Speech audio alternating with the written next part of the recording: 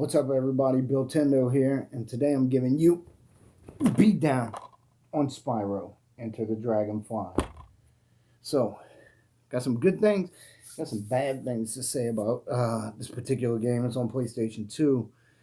First of all, I'm not in my normal area because we have a lot of family in town for the holidays. House is kind of full. I'm actually in my bedroom right now, chilling up here. We actually have so many people here that I have people staying in the game room, so I'm playing games on the laptop, emulating. Uh, anyway, so I finished this game up the other night. Uh, I enjoyed it for the most part. When I first started playing, I'm like, wow, this really plays like an original trilogy Spyro game. This is really good. I really enjoy it. A lot of running around collecting gems. There's a lot more gems to collect per level. I love the collectathon games, the original Spyro trilogy, DK64, Banjo Tooie, Banjo Kazooie, stuff like that. I really enjoy platformer collectathons, whatever you want to call them, especially from the N64 era. But I think Spyro should have been PlayStation's mascot, and to me, he always will be. A lot of people think Crash Bandicoot. I was more of a Spyro guy. So I started playing this game. I actually picked it up at a yard sale, really cheap. They wanted $5. Ended up getting it for two, and I was super excited. And I put it in and I started playing it, and it plays like a Spyro game. And very quickly, I realized that there were things missing.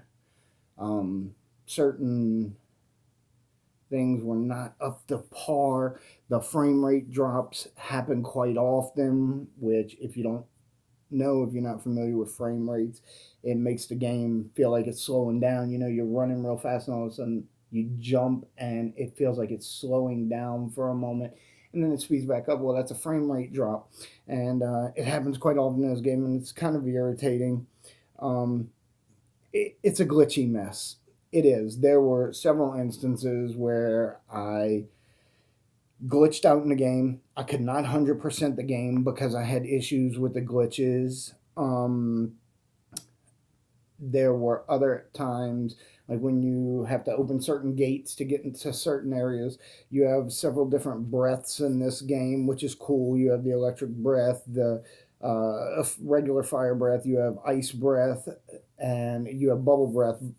I'll get into that in a second, but you need electric breath to open one gate. You need ice breath to open another gate. Well, if you run at the gate at the Spyro running speed, what happens is if you headbutt the lock, you phase right through the gate. And then you're in an area you shouldn't be in yet.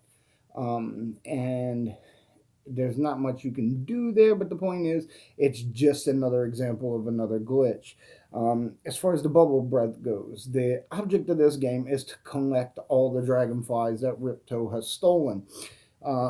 You capture the dragonflies. Some of them don't move at all. Some of them are given to you for completing challenges, but for the most part, when you come across them, they're flying around a small area, and you have to capture them in your bubble breath. Um, I, they added a level of irritating frustration to that by having the dragonflies shy, which is why they run from you, but at the same time they taunt you. You hear them, they're like nah, nah, nah, nah, over and over until you actually catch them, and it's super frustrating because they keep running from you and the bubble breath is not very accurate. It's kind of hard to get them all. And like I said, I ran into a lot of glitches in this game. I fell off of a cliff one time and literally had to exit the level because I was falling for 8.5 minutes, and it never actually fell through and ended the scene or the level. Um, Another issue I have, besides the glitches, and there's a big glitch that I'll get back to in a moment, but another issue I had was there's not enough of this game. And I know that sounds stupid because I'm saying, hey, the game's kind of a glitchy mess, but you know, in original trilogy Spyro games, you have like 10 levels, or let me take that back.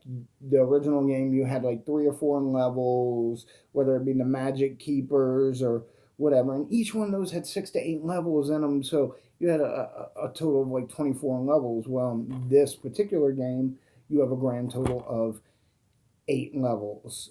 There's one hub world, not 4 hub worlds.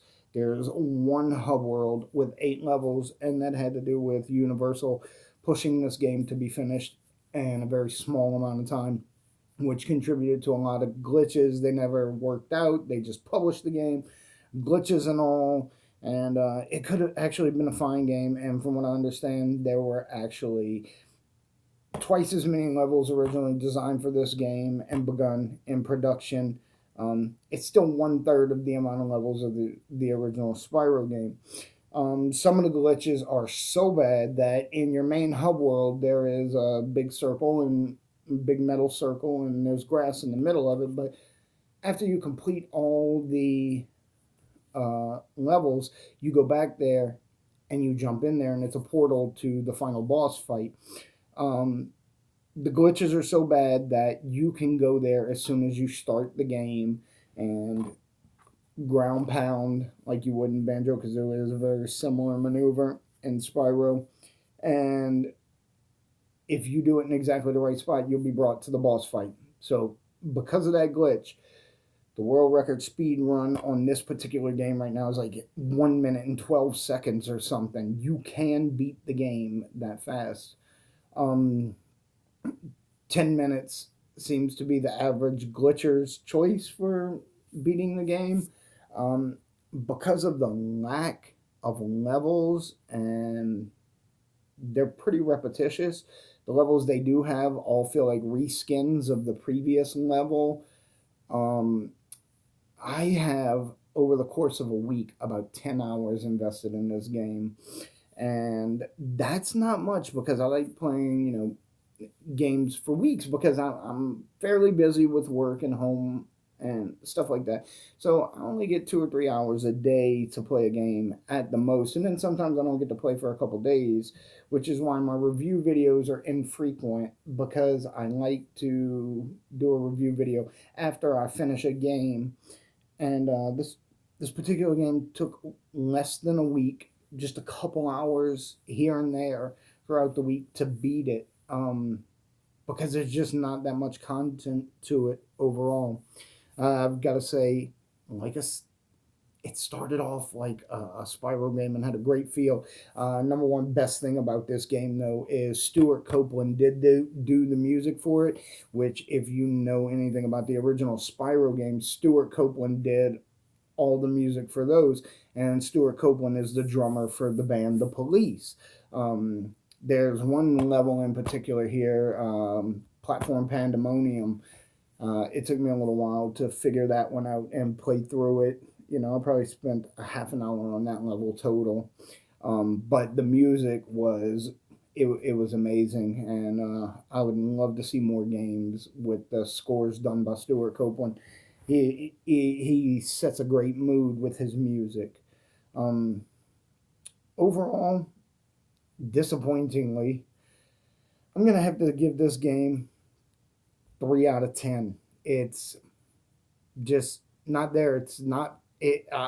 It feels like you're playing an unfinished game the entire time. So personally, 3 out of 10 is the best I could do for this game. And I hate to say it, because I love Spyro. He's amazing. It's a great character.